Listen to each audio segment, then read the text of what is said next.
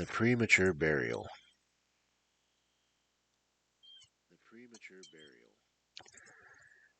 One of the wildest and most horrible tales ever told keep our attention simply because they're true. We listen excitedly to tales such as those about the devastating earthquake in Lisbon, about the plague of London, or about the smothering of 123 prisoners in that dungeon known as the Black Hole of Calcutta. If these stories had been invented by someone, they would have been merely disgusting, not interesting.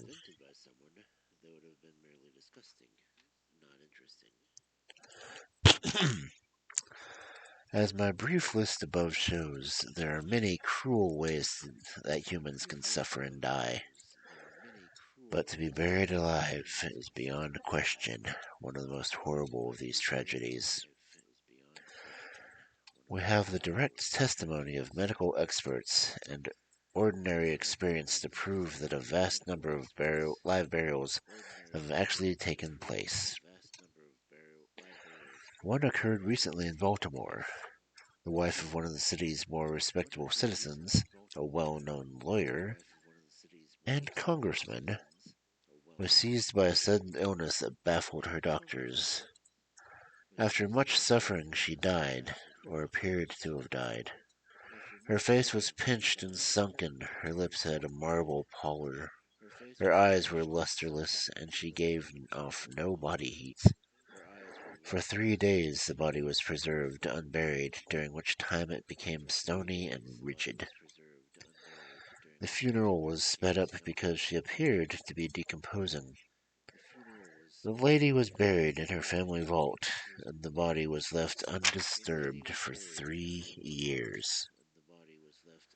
At the end of that time, the vault was opened by some workers doing repairs. The husband personally unlocked the door, and what a shock awaited them when it swung open.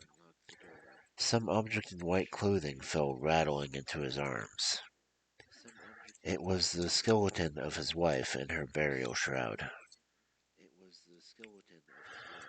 A careful investigation discovered that she had revived within 2 days of her entombment.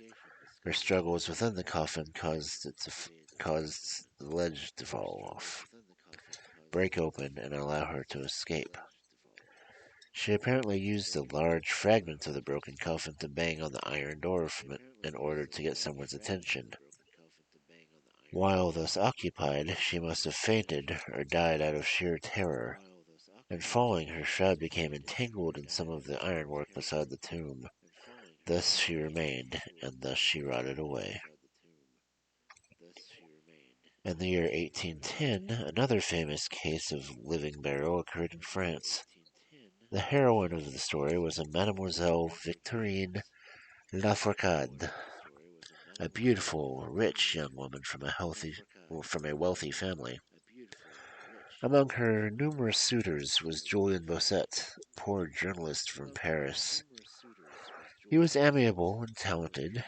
She seemed to really love him, but she rejected him and instead married Monsieur Reniel, a famous banker and diplomat.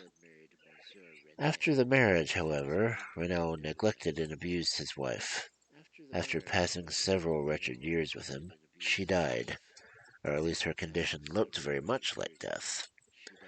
She was not buried in the family vault, but in an ordinary grave. Rosette, the journalist, was still in love with her and decided to dig up her body in order to gain a treasured lock of her hair. At midnight, he unearthed the coffin, opened its lid, and was in the act of cutting the hair when his beloved's eyes opened. The lady had been buried alive and was awakened by the touch of her lover. He carried her frantically to his lodgings and gradually nursed her back to health. Rather than return her to her cruel husband, she fled with Brisset to the Americas, and there she married him. 20 years later, the lady and her new husband returned to France. Believing that time had greatly changed their appearance, both assumed they would be unrecognizable. They were mistaken, though. because Monsieur Raniel did recognize her. He made a claim to her as his wife. She resisted the claim, however, and a judge agreed with her. In almost every graveyard, there can be found skeletons in strange postures that suggest a struggle after burial. It is a fearful sight, and an even more fearful fate. Few terrors are more horrible to think about than being buried alive. It is awful, an unendurable oppression of the lungs, the stifling fumes of the damp earth, the clinging of the death garments, the rigid embrace of the narrow coffin, the blackness of an absolute night, the presence of death all around. What an even greater torment to know that just a few feet above lie grass and fresh air, and friends who would fly to our help if only they knew our peril. What I now have to tell is of my own actual knowledge of being buried alive. For several years, I had suffered attacks of an unusual disorder that doctors called catalepsy. The causes of the disorder are still mysterious, but its effects on the victim are not. Sometimes the patient lies in a kind of stupor. He is senseless and motionless, but the heartbeat is still noticeable. Some traces of warmth remain, and a slight breath can be detected. This trance can last for weeks, or even months. Then suddenly the patient will awaken and soon recover perfect awareness. Many times, though, it is hard to tell the difference between one of these fits and absolute death. The sufferer is often saved from premature burial by friends who know of his condition. Some unlucky souls, however, are known to have ended up in the tomb prematurely. Apart from this disability, my health seemed to be good. Nevertheless, when I came out of my trance, I always remained bewildered for several minutes. My mind, especially my memory, was always slow to recover. This caused little physical discomfort, but a great deal of mental suffering. The idea of premature burial continuously possessed my brain. It was with great struggle that I felt to sleep at night at all, and for I shuddered to think that, upon waking, I might find myself in a grave. When I did finally find sleep, it always greeted me with a rush of phantoms, bad dreams that haunted me from my one overriding fear. From the countless nightmares I endured, I'll tell you just of one. I dreamt that I was in a cataleptic trance when suddenly there was an icy hand on my forehead, and a patient gibbering voice whispered the word "arise" within my ear. I sat upright. The darkness was total. I could not see the figure who had aroused me. I could not remember where or when I had fallen into the trance. While I lay motionless and tried to collect my thoughts, the cold hand grasped me fiercely by the wrists, shaking it rudely. The gibbering voice once again said, "Arise!" "Who are you?" I replied. "I have no name," replied the voice. "I was alive, but now I am tortured spirit. I was merciless, and now I am pitiful. How can you sleep so peacefully? I cannot rest, hearing the cry of these great agonies. These sights are more than I can bear. Get up, come with me while I unfold the graves of the dead." I looked around. The unseen figure had thrown open all the graves of mankind. I could see that the innermost depths. I could see into the innermost depths. I could tell that very few dead were resting in peace. With most, there was a feeble struggling, a sad general unrest, and the grim rustling of their clothing. "Is it not a pitiful sight?" the voice asked me. Before I could answer, the figure let go of my wrist. The graves all closed with a sudden crash, and from those around them a tumult of despairing cries. Oh God, is it not a pitiful sight? Fantasies such as these tormented my sleep, and stayed with me while I was awake. My nerves became thoroughly unstrung, and I fell prey to the perpetual horror. I hesitated to leave my house for any reason, and I no longer trusted myself out of the immediate presence of those who knew about my condition. Even with them, I doubted their goodwill. I dreaded that. While I was in some trance, they might casually decide that I was dead.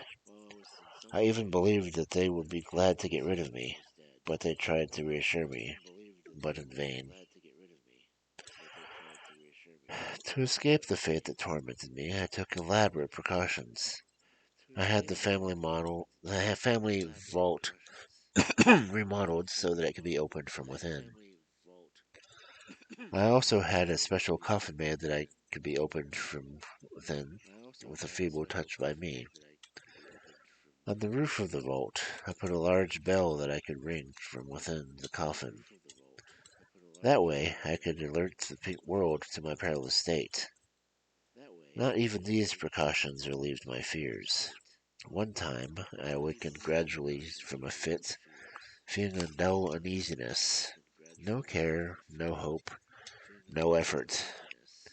Then, after a long time, I felt a ringing in my ears, then a tickling sensation in my ribs. There was seemingly an eternal period in which I struggled to think. I briefly sank into nothingness, but then recovered suddenly. A slight quivering of my eyelid led to sudden shock and terror, the kind that sends blood flowing through torrents of the temples of the heart. I struggled to think. I believed that I had a cataleptic fit, and I was overwhelmed by my chief fear. I couldn't summon the courage to move for several minutes, fearing my worst. I finally opened my eyes. I knew that the fit was over and that I should be able to see, but it was dark, darker than any night. I tried to shriek, but my lips and tongue were dry. No voice came out of my lungs, which felt oppressed by the weight of some huge mountain. I could tell that I lay upon some hard surface within a narrow room. I now violently threw my limbs around, and they struck solid wood surfaces about 6 inches above me. I could no longer doubt that I was in a coffin at last. Amid this misery, I gained hope, thinking of the precautions I had taken. One by one, however, they failed me. I could feel no bell rope, and when I tried to push up on the coffin lid, it stuck fast. I now despaired, for I noted for the first time the strong odor of moist earth. The conclusion was irresistible. I was not inside my family vault. I had somehow fallen into a trance around strangers, and they had mistakenly buried me alive. As this realization forced itself on me, I once again struggled to cry out. The second time I succeeded. A long, wild, continuous shriek echoed through the depths of the earth. "Hello, hello there," a gruff voice replied. "What in the world is the matter now?" another one said. "Stop that," said yet another. I was rudely seized and shaken for several minutes by a group of rough-looking individuals. Their efforts helped me regain full possession of my memory. This adventure occurred near Richmond, Virginia. Accompanied by my friend, I had taken a trip down the James River. As night approached, and the storm was, we were overtaken by a storm. Nearby, a small ship was carrying garden soil, lying at anchor in the stream. Its crew let us take shelter aboard. I slept in one of the ship's two berths. On such a small ship, the chamber was very small, and only 18 inches tall and wide.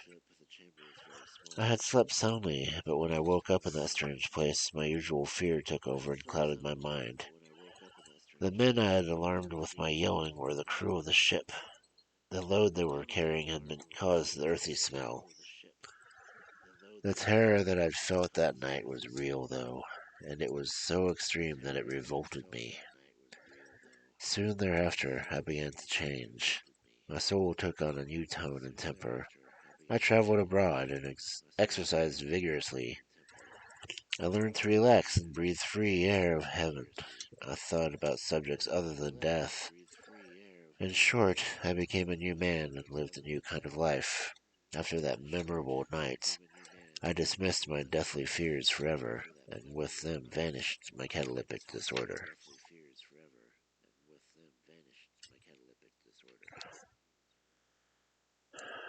Okay, that's well over halfway through the book.